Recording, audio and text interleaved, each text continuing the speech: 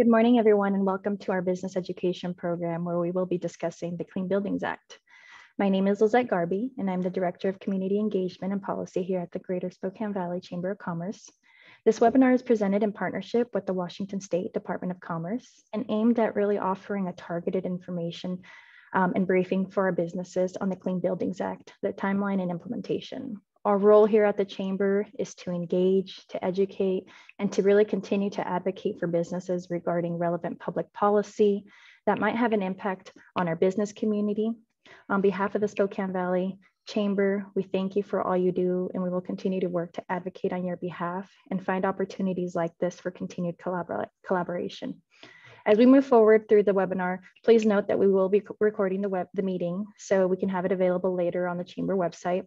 If you have any questions during the presentation, please use the chat feature or raise your hand, and I'll be monitoring that as well. Now, let me introduce Beth Taylor, our Strategic Initiatives Manager here at the Chamber. Beth. Thank you, Lizette. For a brief background, in 2019, the Washington State Legislature passed the Clean Buildings Bill. This law requires an energy performance standard for commercial buildings greater than 50,000 square feet. It provides incentives for energy efficiency improvements. Today, we'll be receiving an overview on the process and timelines for Clean Buildings Performance Standards for Tier 1, the incentive program, and Clean Buildings expansion elements, and the resources and support available to you. I'd like to introduce to you Annalyn Bergen and Luke Howard from the Washington State Department of Commerce in the Energy Division. Good morning. Thank you. Thank you for that introduction. This is Annalyn Bergen. Thank you for having us today, and thank you, Lisette, for coordinating this today. So, like Beth mentioned, the other presenter is Luke Howard. We also have 3 other team members joining us. They're just going to be listening in. Annika McDonald, who is our incentive program manager. Danielle, she provides the team with administrative support, and Erin Dumas, who is the Clean Energy Fund manager. 2 of them are very new to the team, so this is the first time they're going to hear a presentation. So I just wanted to introduce them. So this slide represents our agency's purpose. Commerce touches every aspect of community and economic development, from serving communities by providing grants for homeless programs or small businesses, building infrastructure, growing the economy, to promoting Washington. Here at Commerce, we strengthen communities. So here's our team. I mentioned that pretty much half the team is here, so what a treat. This is the Clean Buildings team. Our program falls under State Energy Office. So so this is the agenda that they spoke about. We're just going to cover these topics, and in the end, we'll do a Q&A.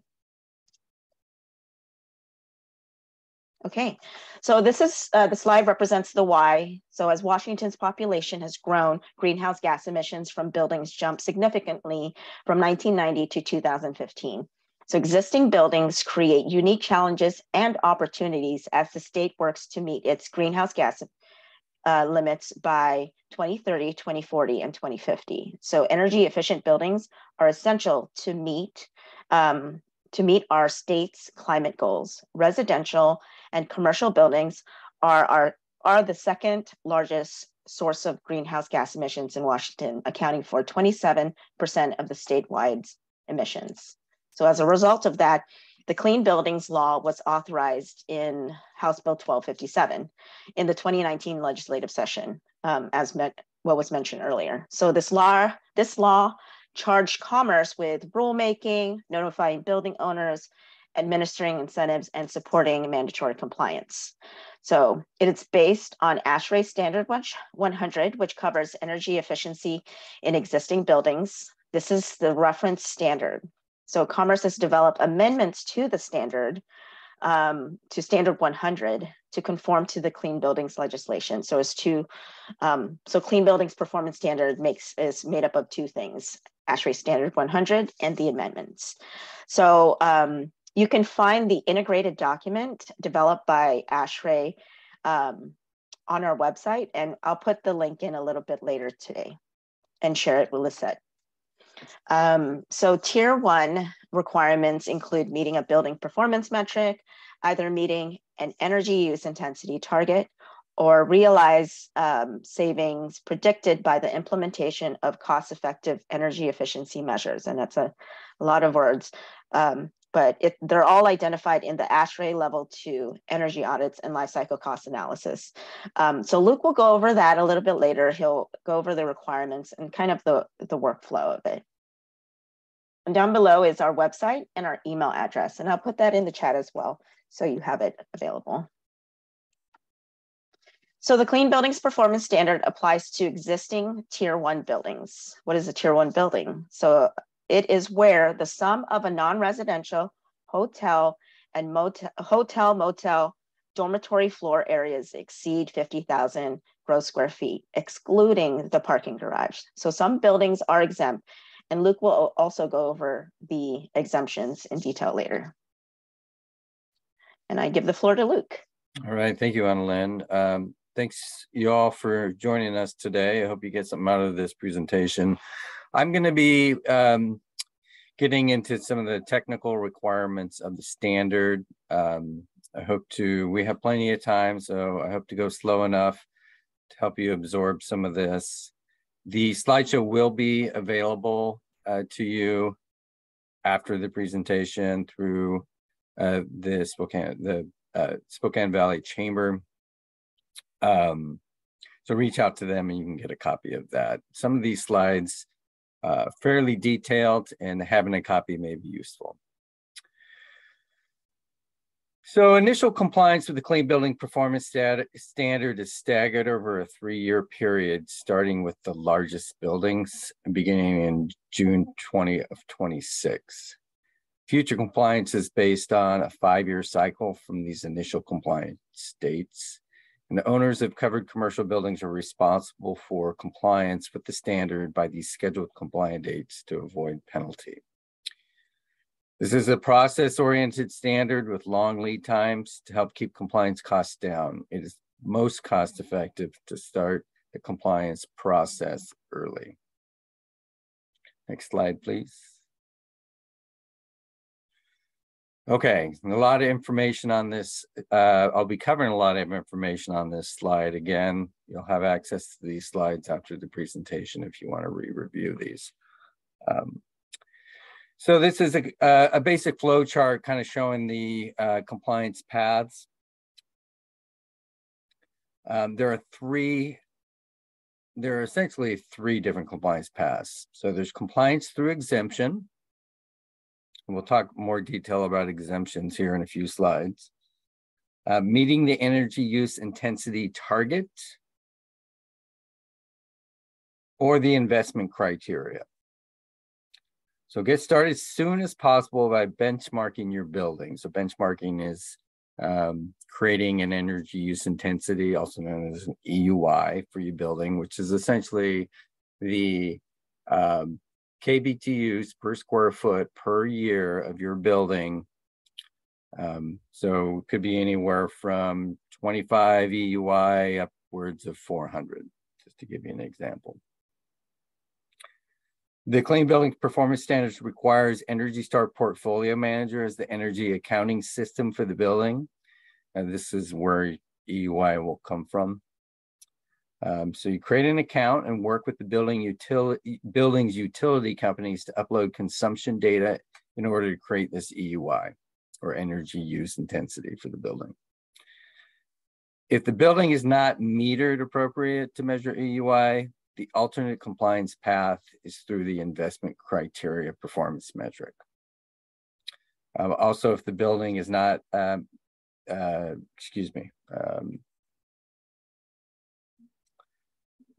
if the building is not metered appropriately, you can either comply through the investment criteria, or you can sub-meter the building, so you can create an EUI for that building itself. Sometimes you might have a building complex of several buildings that are on 1 meter, which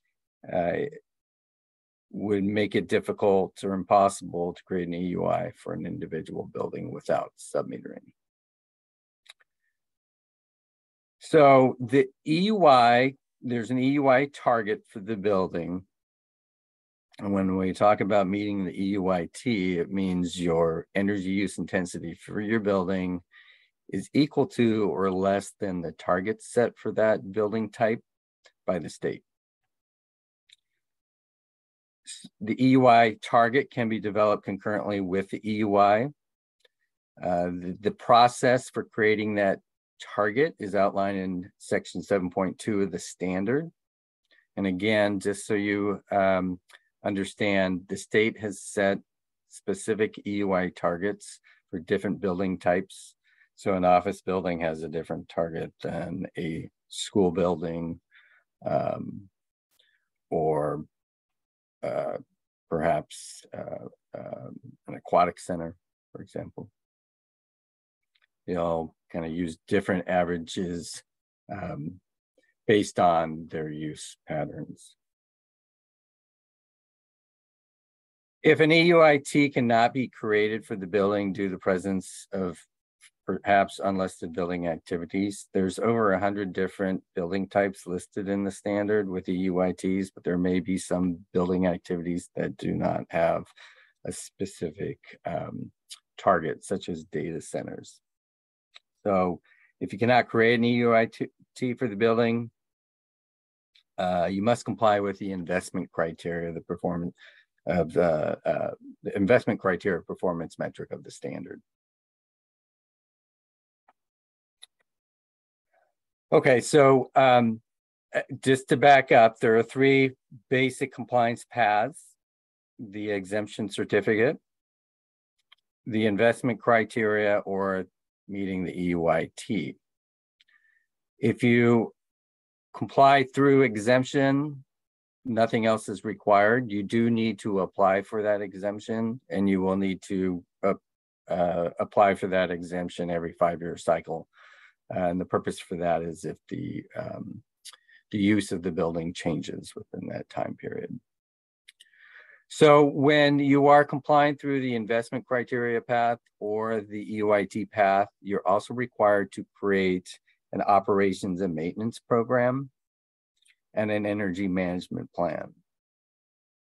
So the operations and maintenance program requirements are intended to improve the building operation and efficiency without significant costs. It is recommended that this program be developed and implemented as soon as possible, so get started early. A successfully implemented O&M program could lower the EUI of the building significantly enough to meet the EUIT by your compliance date.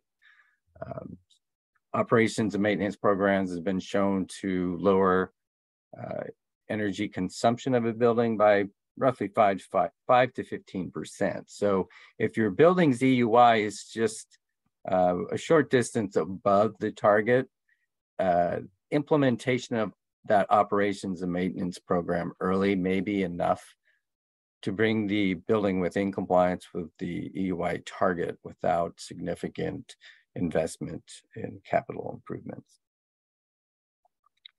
The energy management plan summarizes all work done in an effort to meet the requirements and include a few other odds and ends. So it's basically a plan that shows compliance with the standard, including the operations and maintenance program. So compliance through exemption for financial hardship, as well as unconditioned buildings slated for demolition, etc. So, and I will go into each one of those exemptions here shortly.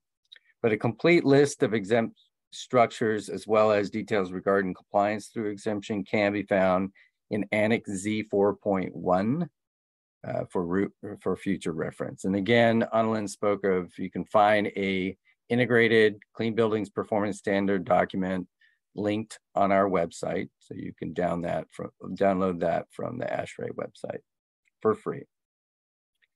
Currently, the exemption application. So application for exemption is not available. We are developing that exemption. Technically, the rules state that exemption cannot be applied for until within 365 days or 1 year of the compliance date. We are going to adjust that so that folks can apply for exemption earlier than that. And we are in the process of developing that application process currently. You can actually go to our website and you can sign up for and receiving an email when that exemption application process is live within our website. Next slide, please. Okay, so here's the detail or a brief list of what the exemptions are. So there are exemptions for buildings that don't yet have a certificate of occupancy. This could be new construction. There are exemptions for buildings where less than 50% of the condition, or excuse me, this is a misprint. When more than 50% of the conditioned floor area is unoccupied. There are exemptions for where there is less than 50,000 square feet of conditioned space. So if your building has been identified as containing more than 50,000 square feet, but in reality, there's not 50,000 square feet or more of conditioned space, there's an exemption for that. More than 50% of floor area designated as factory group F or high hazard group H by the Washington State edition of the International Building Code. I've got a slide coming up here that shows a little more detail about that. So manufacturing, industrial buildings can apply for exemption. Also, agricultural structures are exempt from the standard. Buildings pending demolition are exempt, and there are some exemptions for financial hardship. One important point here is that application for exemptions, it must be submitted no later than 180 days prior to the compliance date. So if you have a building over 220,000 square feet, that would be June 1st of 2026. So 180 days prior to that, you would need to apply for exemption.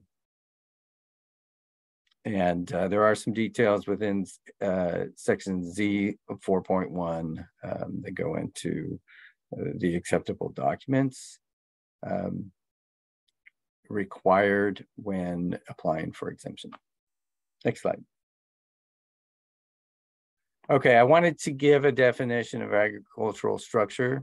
Again, these structures are exempt but still need to apply for exemption. So that's a structure designed and constructed to house farm implements, hay, grain, poultry, livestock, or other horticultural products, and is not a place used by the public or a place of human habitation or employment where agricultural products are processed, treated, or packaged. Okay, so if you are processing, treating, and packaging agricultural products within this structure, it may not apply for the agricultural exemption, but it may be relevant for the factory or industrial exemption. Next slide, please. Okay, I told you I would go a little more detail about what factory group F and high hazard group H is. So these are the manufacturing industrial processes. They are outlined in the Washington State version of the International Building Code. I have given a brief description here of high hazard group H and group F.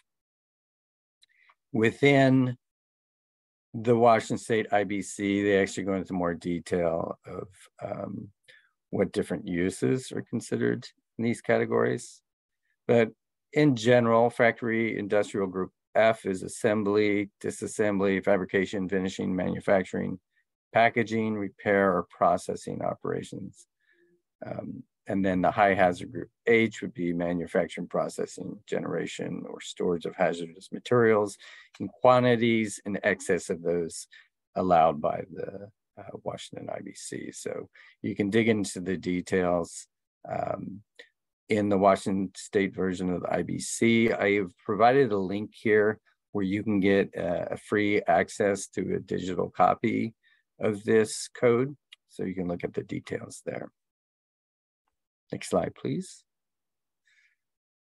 All right, so this slide illustrates an example timeline for activities leading to compliance for buildings with a compliance deadline of June 1st of 2026. So these are these large buildings over 220,000 square feet. Actual timelines will vary, but this graphic should give one an idea of the potential and mandatory tasks and amount of time each task may take to accomplish. So as you can see, some of these tasks may take several months to accomplish, so please plan accordingly. Starting from the top here in 2022, if you were to start accessing the Washington State Department of Commerce's Clean Buildings portal is important. This is the database where we have all covered commercial buildings listed. As a building owner or representative for the building owner, please access that portal.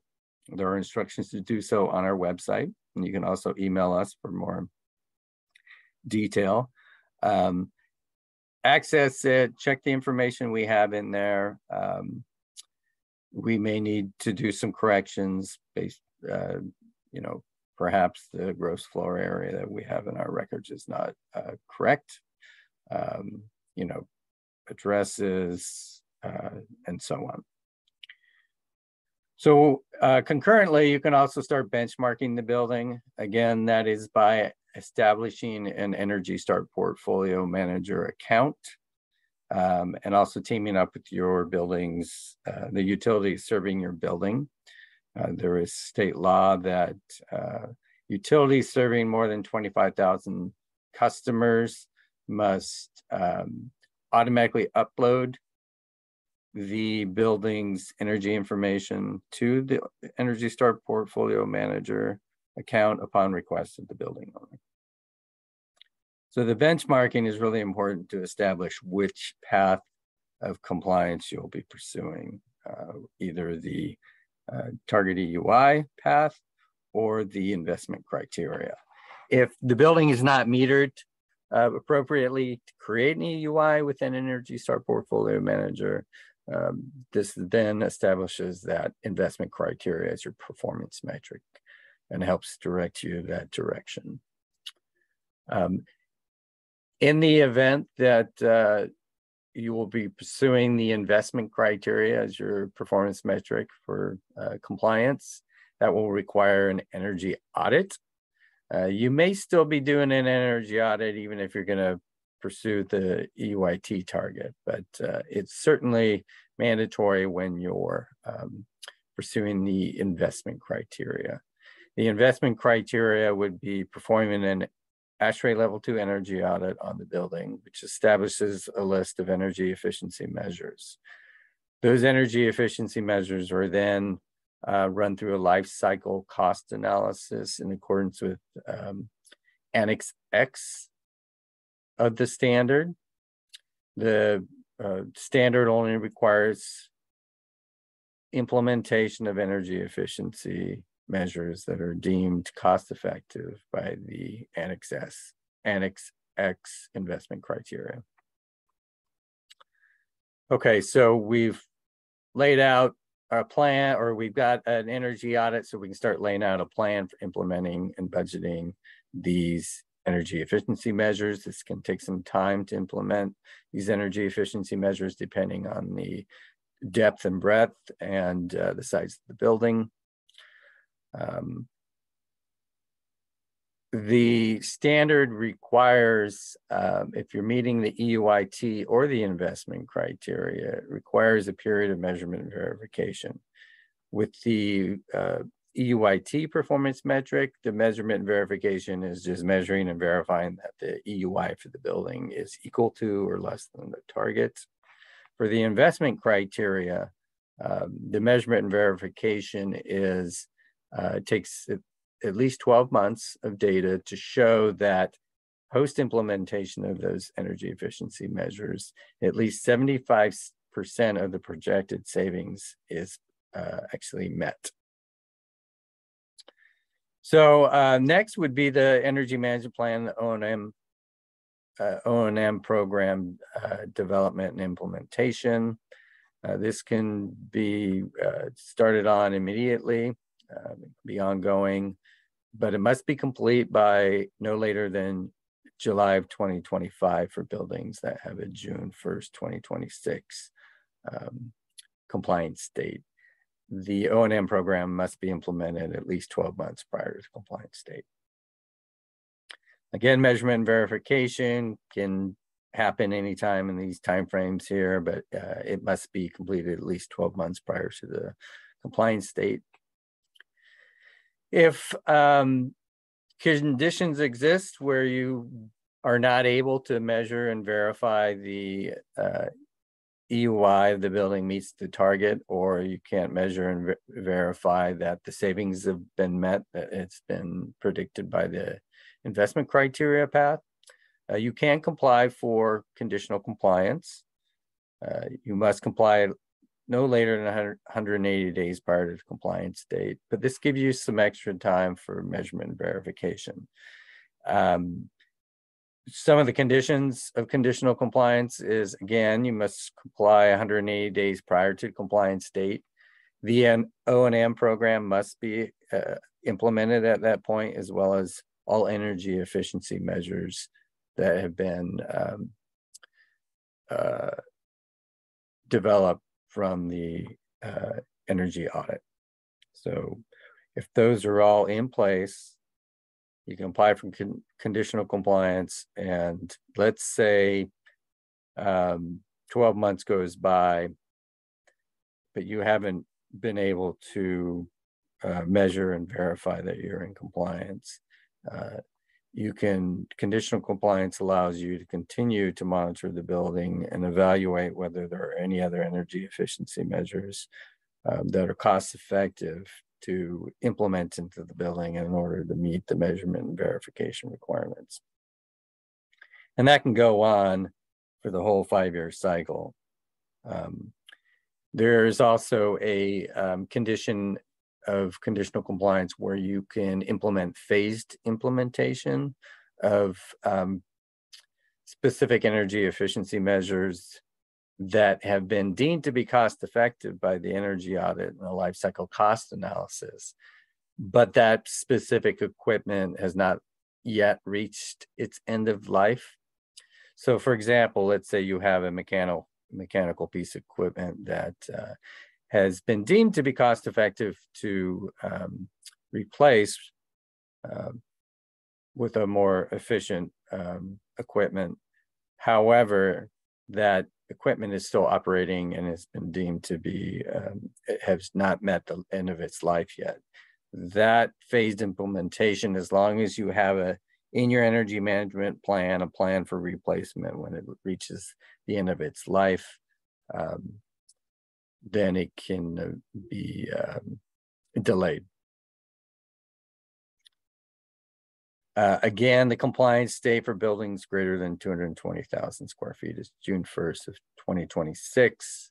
For buildings between 90,000 square feet and 220, it would be June 1st of 2027.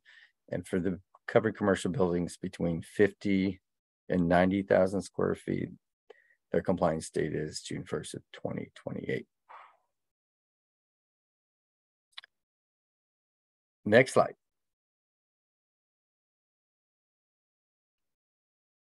Okay, my turn. Thanks, Luke. So just based on what Luke has covered, we know things can get complicated and a little confusing. So I'm just going to talk briefly about what we have as far as outreach and support. Our team is here to help you. So please don't be afraid to reach out and ask questions. Okay, so we have a Clean Buildings webpage. We have a suite of pages that provide a lot of information, and this is kind of our way of organizing that information. And if you have any specific questions or are confused by something, or if you have any input, or you find things kind of disorganized or something like that, you can definitely reach out to us, and we value your input. So there are several resources and tools available on our website. So the tile that's titled Clean Buildings Performance Standard provides background information on House Bill 1257, the timelines of rulemaking, archives of stakeholder meetings, if you're interested on the, how we got to this point, and links to the standard, links to legislative references such as the RCWs and WACs, and pretty much more information on the expansion. So the frequently asked questions tile has exactly that. It'll have the questions and the answers that's commonly asked. And the how to comply page it gives you the general steps in the compliance process. It also has guide sheets, videos, flowcharts for compliance with the standard. The support and resources link, this section provides you with resources that come from Commerce or created by Commerce and other organizations that support compliance with the Clean Buildings Performance Standards, such as links to certain utilities and their support page, the Smart Building Center, the Energy Star Portfolio Manager, EPA, and many more. So it also has a directory of qualified persons and auditors that you may be able to kind of go through to assist you with compliance, and other resources. Well, the resources are broken down into different categories, so you can go and check that out. We also have a page specifically for the Early Adopter Incentive Program. There you'll find the guidebook, and you can read all about the eligibility and how to apply.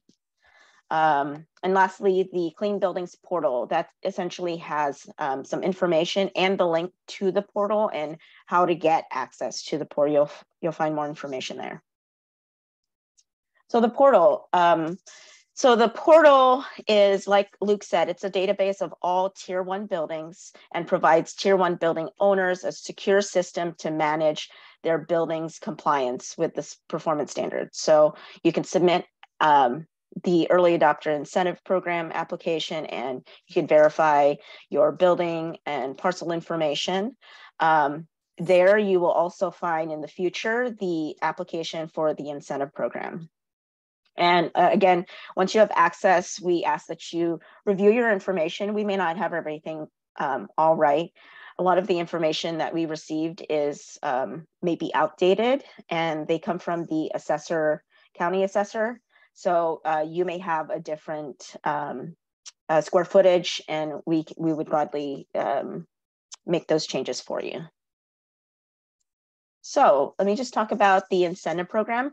Again, this is for Tier 1 buildings. So the incentive program, that's the RCW that covers the incentive program, and it's a performance-based incentive. It's a one-time payment of 85 cents per gross square foot paid by the utilities or utilities participating in the program. So when a building is served by more than one utility, the incentive must be proportionate to the energy use intensity reduction of each utility. So the incentive program is managed by Commerce and in coordination with utilities and the Department of Revenue. Utilities with over 25,000 utilities with over 25,000 customers are required to participate.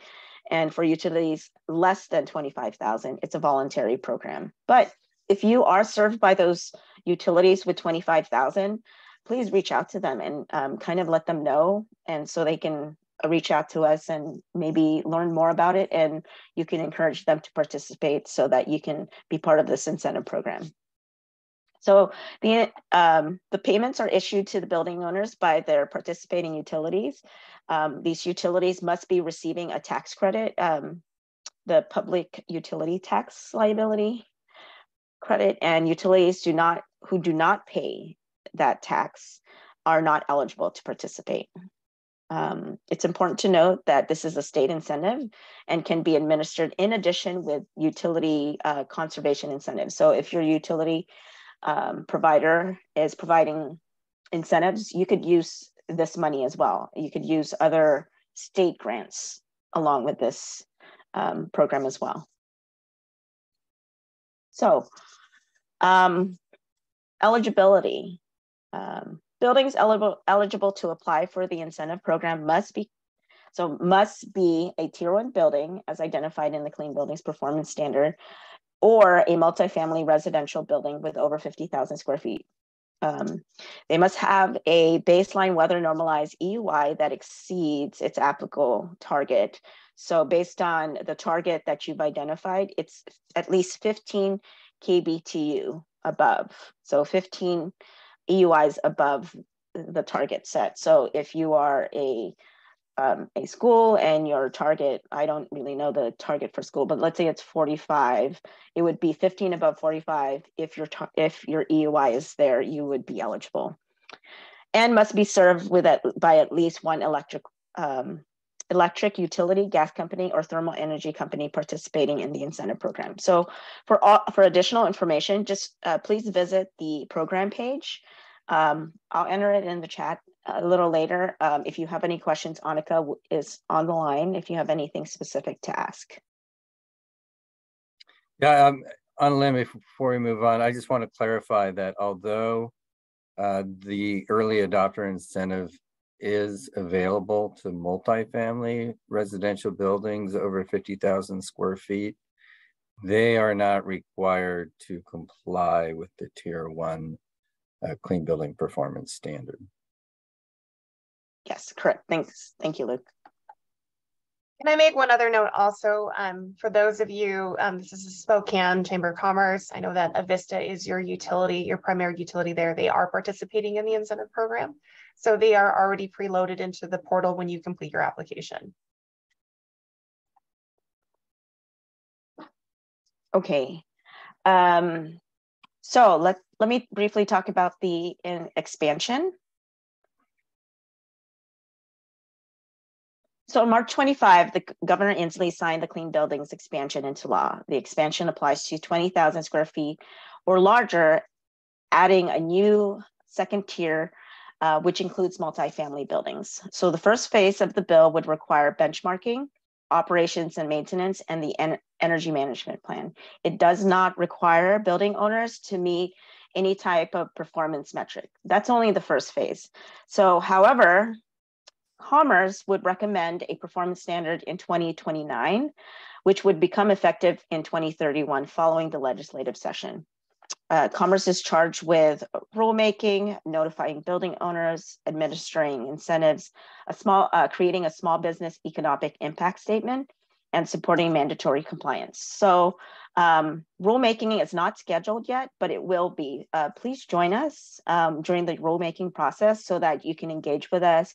You could provide inputs and your thoughts, help us create the rules. Rulemaking will be announced through our bulletin and our webpage.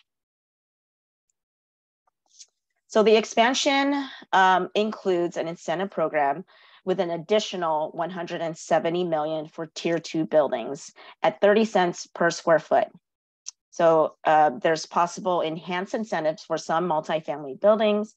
It's paid by utilities regardless of fuel savings and can be used in addition to utility rebates and incentives. So funding is also available for customer support and technical assistance for these buildings. So will include a focus on under-resourced buildings. Customer support and technical assistance may include training, phone and email support, and will prioritize assistance to those under-resourced buildings. So here's a timeline of kind of the Tier 2. So July 2025, Commerce must notify Tier 2 owners about the updated requirements. Commerce will be using multiple methods to identify possible covered buildings, which may take until 2025. So if you asked us if we've pretty much identified your building, or if we've sent you a letter, we won't be able to do that until 2025. So once we have completed the identification process, we'll notify you, most likely by letter. Letters will include instructions on how to access the portal. The portal is currently only set up for Tier 1 buildings. So if you could, essentially, we are not ready for the Tier 2 buildings. We're still working on Tier 1.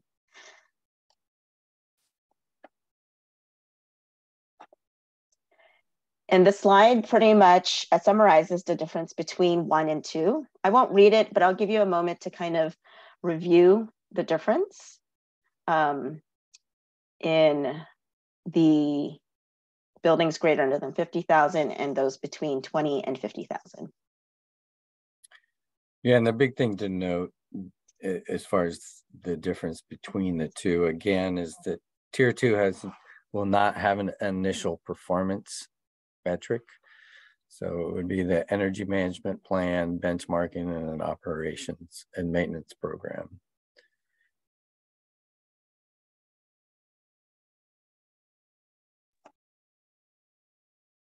And you'll receive a copy of the slides, so you should be able to review this in more detail. And if you have any questions, please email us. And that is it for the informational presentation. And I just open it up for questions and answers. Annalyn, this is Lizette. I do want to let people know on the call that we do have Leona Haley. She's the program manager for energy and efficiency with Avista. So she's also on the call if there are specific questions for Avista, or Leona, if you want to share the services that Avista is doing to support the new law, more than happy to give you the time right now as well. Oh, good morning, everybody. Thanks, Lisette. We at Avista support this service through Energy Star Portfolio Manager, and we also have energy efficiency incentives for efficiency upgrades that you make on your building. In addition, we have a couple other programs that a lot of other utilities throughout the state are providing. One is the Clean Buildings Accelerator Program. And then we're also looking into some other strategic energy management systems. So I was just noticing a question in the chat from Oliver. I think that's directed to Commerce. But if you'd like more information, I'll put my contact information in the chat. And then, of course, we've got our online resources as well, where we can direct you to your account manager in your area. And I know the Valley is served by 3 other utilities. We've got Vera, Inland Power and Light, and Modern Electric as well. So I'm not sure what their involvement is as far as the early adopter incentive and how they support Energy Star Portfolio Manager. But we try and at Avista to make the process for those applications relatively simple. So then we can certainly help you out with those. So thanks so much. And Commerce has done a great job. They've really had their hands full with administering this new law, and they've listened to feedback. They've created frequently asked questions. And I just want to say there's a lot to this, and it's not just a 5-minute conversation. And you've certainly got a lot of resources here between them and the utilities that serve you. So please take advantage of those. So that's all I had. Thank you. Thank you, Thanks, Leona. You do have a question, Annalyn. It says mixed use. Will it be viewed? How will it be viewed? So I'll take this question. So mixed use is accounted for in a couple different ways. If, for example, we have a mixed-use building of commercial and residential, the square footage will be measured separately for the residential than from the commercial aspects. So for example, if you have a building that's 100,000 square feet, you have only 25,000 square feet of commercial space, then that building would not be a tier 1 building, because 75,000, a majority of that space is multifamily. There are also going to be cases where you have a commercial building that's maybe, let's use the same example, 100,000 square feet, but the building activities vary. So mixed use, you may have some 60,000 square feet of office building and 40,000 square feet of, industrial or manufacturing. So that would be then an area weighted proportioning. So since the office space, which is over 50,000 square feet, would be, if that was the case, then the building would not qualify for the exemption for factory in Group A, an industrial exemption. And you might also have a consideration where you have a building with maybe all covered spaces, right? You've got maybe office building, you've got maybe medical, dental occupancies, you may have some retail. In those cases, your EUI would be developed based on the activity type associated with those areas. So it would be an area weighted EUI and, an area weighted EUI target for that building. Again, different building activities have different targets within the standard. Hope that answers the question. Thanks, Luke. We do have a follow-up question where it says, where can I find a definition of conditioned space? Conditioned space is defined within the standard. So the first section of the standard covers definitions. And I'll just read the conditioned space definition for you. It's an area, room, or space that is enclosed within the building's thermal envelope and is directly heated or cooled, or is indirectly heated or cooled. Spaces are indirectly heated or cooled where they communicate through openings with conditioned spaces, where they are separated from conditioned spaces by uninsulated walls, floors, or ceilings, or where they contain uninsulated ducts, piping, or other sources of heating or cooling.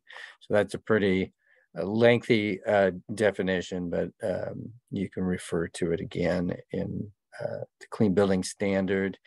And I believe it's the exact same definition you'll find in the Washington State Energy Code as well.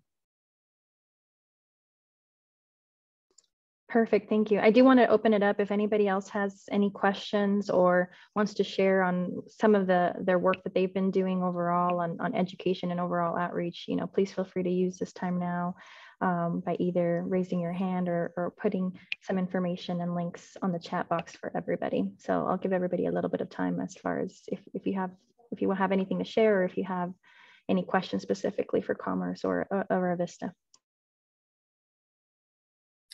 Yeah, I do want to add that, the utilities have been a great ally and a great partner in the Clean Building Performance Standard. They've really done a great job educating themselves of the details of what the standard requires.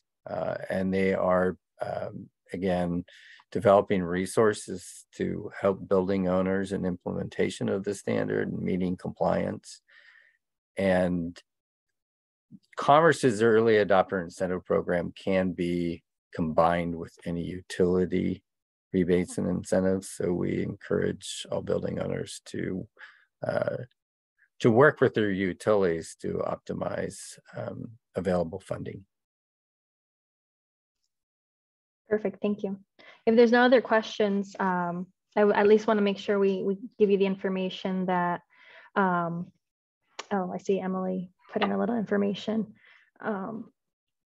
Yeah, getting started is huge. And that's kind of why we kind of started this and wanted to reach out to Commerce and really start offering this educational opportunity overall to business owners, is just making sure you get started early, offering you and letting you know the resources that Commerce is already doing and putting out, specifically with the early incentive program as well. And then we will continue to get information, and we'll follow up as well with our other utility companies, and we can provide a follow-up to all members on what their efforts are as well. And if there's any follow-up questions, please feel free to reach out. And I see Sean has a hand up. Go ahead, Sean. Yes, hello everyone. I just wanted to introduce myself real quick. I'm Sean Kim. I work with ATS in the Northwest here in Spokane. So we do HVAC controls. So I'm fairly familiar with HVAC and how that applies to what's going on here with this clean building standard. And I just wanted to make sure that I brought up the fact that when you first started this presentation, you mentioned the ASHRAE Standard 100. For those who may not be familiar with what that is, it's American Society of Heating, Refrigeration, and Air Conditioning Engineers. So obviously this whole thing is really kind of centered around HVAC systems. And I think it's important to notice that, when you're looking to do something to make your buildings more efficient, that's a really good place to focus. So just making sure that equipment is functioning properly and getting those things in place. I think there's a lot of folks out there in this region that can really support in that. So keeping that in mind is very, very key. That's really all I have. Yeah, you bet. Wonderful. Well, if there's no other questions, we'll go ahead and be respectful of your time. I know we finished up a little bit early, but wanted to make sure we started at least, like I said, and offering this educational experience, at least a 101. If there's any follow-up questions or we see any need, we'll connect you to the appropriate person, and we'll continue to send updates as well in partnership with Commerce and our utility companies. It is being recorded, so we'll also share that with membership. And we'll get the slide deck as well from Commerce. That way we can go ahead and give those resources to you, specifically as it has great links to everything. And like I said, I already know Annalyn has been putting in great links on the chat box, and make sure you get a chance to look at those as well. So thank you everybody, and thanks for joining us, and hope you have a great rest of your day. Thank you. Thank you, everyone.